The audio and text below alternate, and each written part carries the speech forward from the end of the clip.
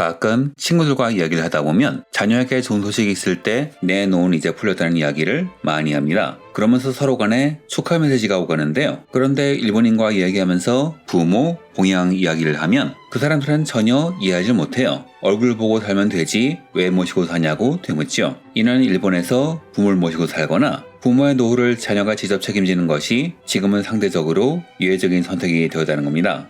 이런 한일 간의 차이는 어디서 오는 것일까요? 일본 경찰청의 2024년 발표에 의하면 홀로 살다 죽은 사람이 약 7만 6천 명 수준이라고 하며 이 중 약 76%가 65세 이상으로 그 수는 약 5만 8천 명에 달한다고 합니다. 이는 2010년대 초반에 이에 약 2.5배에 달하는 수치죠. 이런 현상을 말하는 고독사라는 단어는 일본이 최초로 만들어낸 단어일 정도로 이는 일본에서 심각한 사회 문제이기도 합니다. 사람들은 이를 일본 특유의 고독함이 낳은 병폐로 취급하죠. 일본은 다룬 여러 보도와 조사 그리고 미디어에서 일본은 고독하고 고립된 사회라는 이미지로 자주 묘사됩니다. 돈을 주고 일정한 시간 동안 대화 및 동행하는 서비스가 나올 정도로 고독이 시장화된 사회이기도 하죠. 그러나 일본이 오늘날의 고독한 사회가 된 것은 일본인들이 특별히 냉정해서가 아니라 전후 70년 사이에 겪은 법적, 제도적 변화, 도시화, 핵가족화, 그리고 고령화가 복합적으로 작동한 결과에 가깝습니다. 왜냐하면 일본은 한때 가족 공동체의 결속력이 세계에서 가장 강하다고 평가받았던 국가이기 때문이죠. 이런 일본의 현재 모습의 뿌리는 1947년 단행된 민법 개정, 즉 이해제도의 종말로 거슬러 올라갑니다.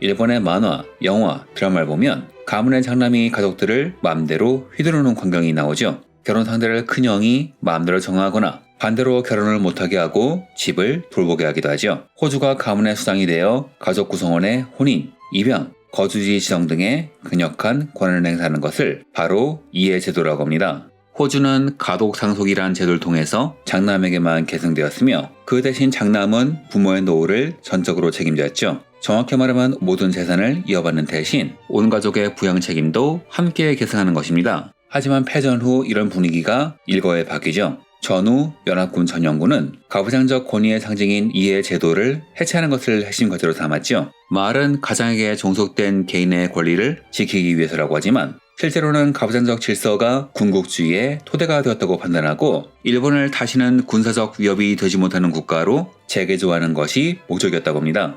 1947년 민법이 개정되면서 장남이 가업과 부양 의무를 상속받던 가독 상속이 폐지되고 개인의 권리가 강조된 평등한 상속이 이루어졌죠. 이렇게 되자 더 이상 장남에게 휘둘릴 필요도 없었고 장남도 가족을 이끌 이유가 사라져버렸습니다. 또한 여성이 가사의 의무에서 해방되어 사회에 진출하는 계기가 되지요. 하지만 문제는 노인이었습니다. 이후 만들어진 일본의 생활보호법은 가족의 부양 능력이 있을 경우 공적 보조보다 우선한다는 가족 부양 우선 원칙하에 만들어졌기 때문이죠. 이렇게 의무가 사라지면서 자녀가 있다는 이유로 생활보호 대상에서 제외되는 경제적 빈곤층이 대거 발생했지요. 이후 일본은 1950년 제정된 생활보호법 등을 입법하면서 가족의 부양을 공적 부조에 우선한다 라는 원칙을 고수했습니다. 즉 국가의 복지는 가족의 경제적 능력이 없는 한계 상황의 노인에게만 제한적으로 허용되었죠. 따라서 대부분의 노인들은 가족의 사적 부양에 의존해야 했고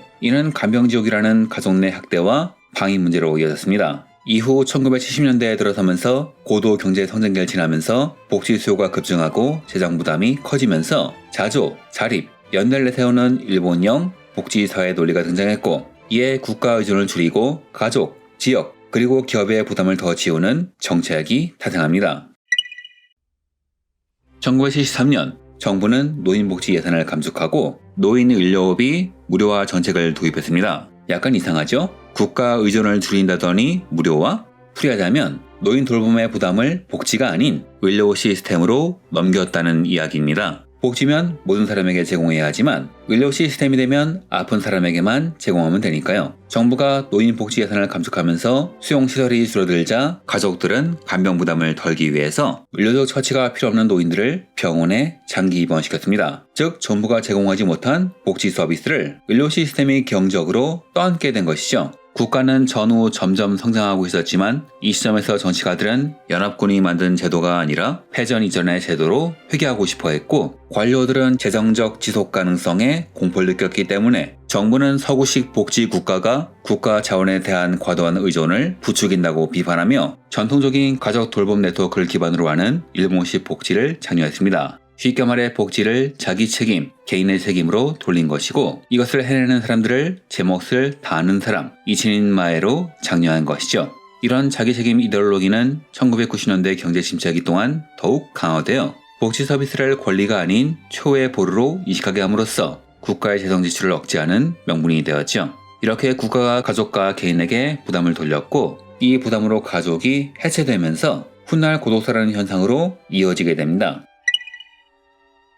일본은 2000년 4월 공적 장기 요양보험을 도입해 노인 돌봄을 가족의 무급 효도에서 사회적 보험 시스템으로 옮겼습니다. 개호보험 제도의 탄생이죠. 그렇게 국가의 부담을 줄이려고 하더니 왜 이제 와서? 이유는 복합적이었죠. 앞서 말씀드렸듯 자녀들이 감당하지 못하는 노인들이 병원에 장기간 머무는 일명 사회적 입원이 심화되어 병원이 치료의 공간이 아닌 사실상의 노인 수용 시설로 전락하는 바람에 의료 재정이 위협받고 있었기 때문이죠. 시설을 짓는 것도, 의료 인력을 양성하는 것도 모두 돈이니까요. 또한 90년대 이후 일본은 저출산으로 인해 노동력이 크게 줄어들었으므로 간병을 하던 여성을 가사 노동에서 해방시켜 국가 생산성을 높이려고 한 것입니다. 즉 국가가 돌봄을 직접 부담하는 대신 가입자와 사업주가 보험료를 내고 서비스를 이용하는 방식으로 노인 돌봄의 책임을 가족에서 사회적 연대로 이전하려 한 것입니다. 문제는 부작용이죠. 국가가 돌봄 서비스를 제공하기 시작하면서 자녀들은 부모를 직접 수발해야 한다는 도덕적 부채에서 해방되는 면죄부를 얻게 된 것입니다. 즉 일본인들이 부모를 봉양하는 것을 이해하지 못하는 것은 일본인들이 정이 없기 때문이 아니라 국가가 제도적으로 돌봄 책임을 재분배했기 때문이죠. 이런 제도가 도입되면서 가족 간의 정서적, 물리적 거리는 더욱 멀어졌고 1인 가구 증가, 독거노인 증가, 고독사 증가라는 흐름이 이어졌습니다. 여기에 일본 전통의 메이와쿠 문화가 결합하면서 문제는 심화되죠. 남에게 폐를 끼치지 말란 문화 코드는 에도 시대부터 내려온 것이지만 앞서 말한 자기책임 이데올로기와 맞물리면서 그 유명한 메이와쿠 카케루나가 사회의 최고 미덕으로 강화되었죠. 이런 사회 분위기에서 자녀의 짐이 되는 것은 민폐라는 문화가 생기고 도움이 절실한 순간에도 그들은 입을 닫고 방문을 걸어 잠깁니다. 즉 사회학적으로 볼 때 일본의 고독사는 개인의 선택만이 아니라 국가와 사회가 자립을 강요하며 만들어낸 구조적 방임의 산물이라 볼 수 있으며, 이런 산물이 나온 이유는 국가가 재정 지출을 아까워했기 때문이죠. 국가가 정책을 세우는데 조심해야 하는 이유는 하나의 정책이 다른 정책에 미치는 파급력이 크기 때문에 시간이 지나면 감당할 수 없는 부작용이 드러나기 때문입니다. 고독사가 늘어나면서 일본에는 다양한 사회 문제가 발생하지요. 만약 누군가가 고독사를 하게 되면 그가 살던 집은 물리적으로 오염되게 되고 부동산 시장에선 사고 물건으로 지켜 경제적 가치가 급락합니다. 이런 현상이 이어지면 집주인들은 고령 세입자에게 집을 빌려주지 않게 되며 이에 노인들이 노숙자로 매몰리는 현상이 일어나고 있지요. 또한 이런 물건이 다수 있는 지역 전체의 부동산 가격이 떨어지면서 해당 지역이 쇠락했다는 지표가 되면서 주민이 유입되지 않기 때문에 지역 경제가 침체하는 원인이 됩니다. 그리고 이것은 지자체의 표심으로 이어지게 되지요. 자민당 등 일본 보수 정치권이 강조해온 자기 책임의 논리가 지역 경제를 박살내는 것과 동시에 국가 실패를 강조하니까요. 일이 점점 심각해지자 일본 정부는 가족의 역할을 다시 강조하기 시작합니다. 물론 이유는 핵가족으로 인한 부정적인 현상 때문이기도 했지만 그것보단 개호보험제도의 예산이 감당할 수 없을 만큼 폭증했기 때문이죠. 2000년 약 3.6조 엔이었던 개호보험 비용은 2022년에 11.9조 엔으로 약 3배 이상 급증하며 일본 재정을 위협합니다. 이 와중에 2022년부터 제2차 세계대전 이후 태어난 단카이 세대가 75세 이상의 후기 고령자로 진입해서 재정을 위협할 조짐을 보이죠. 거기까지 갈 것도 없이 2000년의 도입 이후 5년 만에 비용이 78%나 폭증하자 정부는 이용 자격을 강화하고 본인 부담금을 신설하는 재가족화 정책을 펼치게 됩니다. 문제는 너무 오랫동안 진행된 핵가족화를 작은 정부만 내세우며 방치하는 바람에 벌어졌죠. 개호보험을 도입하던 당시와는 달리 도시미조와 핵가족화로 인해 현대 일본 주택은 3세대 동거에 적합하지 않게 설계되기 시작했으며 높은 도시생활비는 자녀가 부모를 모시는 것을 경제적으로 어렵게 만듭니다.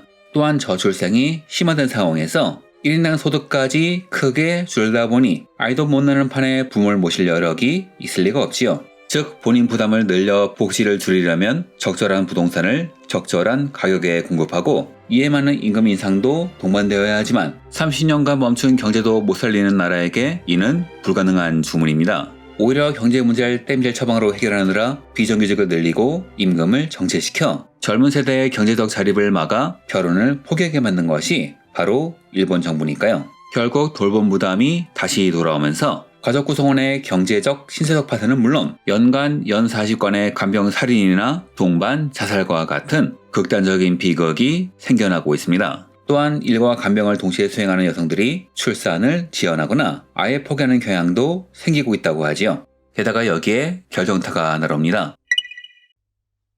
일본은 졸업 후 일정 기간이 지나면 정규직 취업이 사실상 불가능한 나라지요. 1990년대 거품 문제가 붕괴하면서 채용이 멈추었고 이에 많은 사람들은 취업할 곳이 없어 비자발적으로 백수가 됩니다. 적절한 시기에 취업을 못했기에 사회에서 벌어진 로스 제너레이션의 탄생이죠. 이들은 취업하는 것은 거의 불가능했고 또한 취업하더라도 비정규직, 낮은 임금으로 인해서 정상적인 생활이 불가능했죠. 그래서 이들은 부모에게 얹혀 살며 생활비를 얻어 쓰는 패러사이트 싱글이 됩니다. 전 세대와 달리 봉해야 할 여력 자체가 없는 세대의 탄생, 이를 8050 문제라고 하지요. 그리고 이들 사이의 갈등은 더욱 커집니다. 극단적인 사례로 2019년 일본의 전직 농림수산성 사무차관이 은둔형 외톨이인 40대 아들을 살해한 사건은 8050 문제의 비극적 단편을 보여주는 사건이죠. 이들은 부모가 노원으로 쓰러지거나 사망할 경우 무너지게 되고 그래서 부모의 사망을 숨긴 채 연금을 부정소급하는 시체 유기 사건마저 벌어지고 있다고 합니다.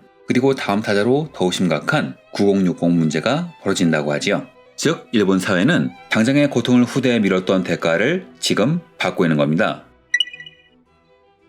고독사가 태어난 곳은 일본이지만 지금은 전 세계적인 현상이기도 합니다. 주목할 점은 한국은 일본의 실패를 보고도 같은 길을 걷고 있다는 것이죠. 한국은 2008년 일본의 개호보험을 참고해 노인 장기 요양보험을 도입했습니다. 일본과 마찬가지로 돌봄의 책임을 가족에서 사회보험으로 이전했고 그 부작용이 면제부 효과도 함께 수입되었죠. 그리고 급격한 도시화와 핵가족화를 겪은 한국은 일본이 직면한 대량 사망 사회에 진입하고 있습니다. 한국의 고령화 속도는 일본 이상으로 빠르며 청년의 첫 취업은 평균 30대 초반으로 점점 늦어지고 있고 이로 인해 과거의 효도 문화는 점점 옅어지고 있으며 자녀의 성공을 보답받겠다는 경제적 논리가 그 자리를 대신하고 있죠. 부모가 자녀를 지원하지 못하거나 자녀가 부양하지 못해서 갈등이 벌어지는 것도 한국 사회의 현실이고 이에 한국에서도 고독사가 점점 늘고 있습니다. 또한 예전과 달리 핵가족화된 사회에서 부모를 공양하면서 자녀 양육을 동시에 하는 낀 세대가 늘어나고 있죠. 일본 사회도 다 사람 사는 사회이고 일본 사람들도 다 정을 주고받는 사람들입니다. 그들이 부모를 모시는데 의문을 가는 것은 사람들이 무정해서가 아니라 사회가 그것을 당연하게 만들었기 때문이죠. 정부는 국가의 지출을 최소화하려는 유혹을 버리지 못했고 결국 가족이 기본이 되고 국가가 보조하는 일본식 복지사회를 지향했지만 그 후폭풍은 지금도 일본의 발목을 잡는 것이죠. 그리고 이 현상이 전 세계적으로 번져가고 있으며 이는 한국도 결코 예외가 아니지요. 부모를 모시는 것이 구시대적 산물이 되지 않을까? 아이에게 교육비를 쏟아붓다 미래의 노후 자금이 사라지진 않을까? 그렇다면 홀로 죽어가는 최악의 미래를 우리 스스로 준비하고 대비하는 것은 아닐까? 즉 일본의 수렁은 바다 건너 한 나라만의 이야기가 결코 아니란 것이죠. 지식에서 얻은 인사이트를 말하는 지식공장, 이번 영상은 여기서 마치겠습니다. 감사합니다.